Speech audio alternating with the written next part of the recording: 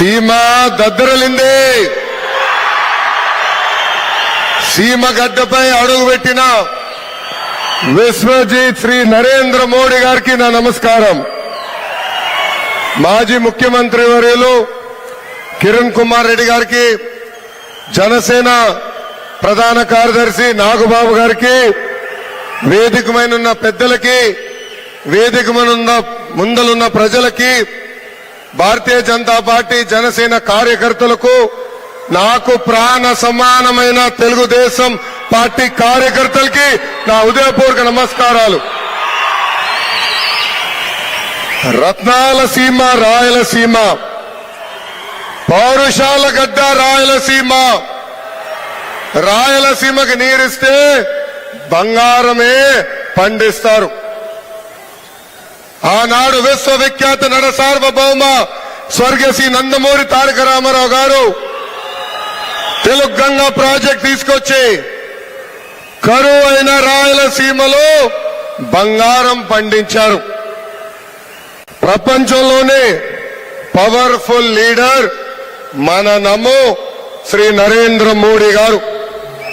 కేంద్రంలో సుస్థిర ప్రభుత్వం ఉండాలి. దేశం అభివృద్ధి చెందాలంటే ఒక పవర్ ఉన్న నాయకుడు ఉండాలి. గత 10 ఏళ్ళు దేశం ఎంత అభివృద్ధి చెందిందో మనందరం చూశాము. మోడీ గారి మాటల్లో దమ్ముంది. మోడీ గారి నడకలో ఒక ధైర్యం ఉంది. మోడీ గారంటే దేశానికి కూడా ఈరోజు భరోసా ఉంది.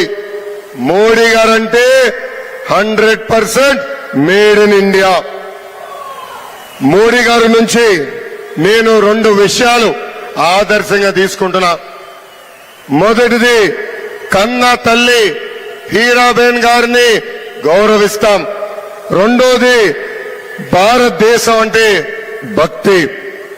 Shri Narendra Modiji is one of the finest leaders that India has ever produced. He knows how to create wealth at the bottom of the pyramid and pull people out of poverty.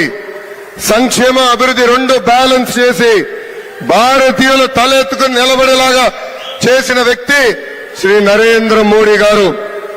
వచ్చే 10 ఏళ్ళు మోడీ గారి నాయకత్వంలో భారతదేశం ఒక సూపర్ పవర్ గా emerge అవుతాం ఖాయం.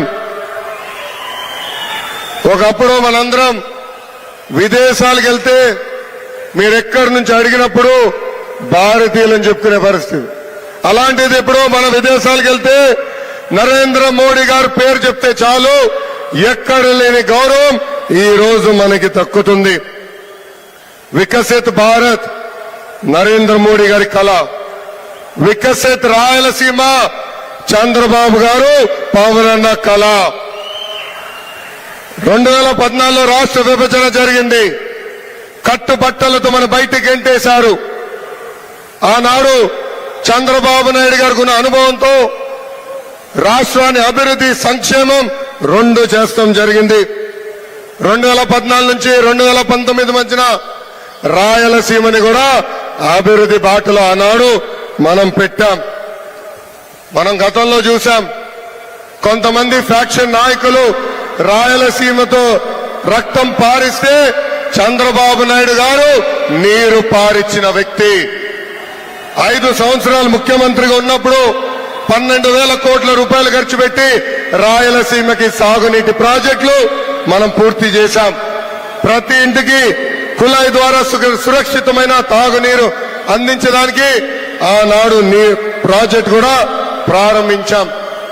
ఉమ్మడి చిత్తూరు జిల్లాకి ఒక Foxconn, Celkon, carbon, Dixon, Zoho, TCL లాంటి అనేక పరిశ్రమలు తీసుకొచ్చాం.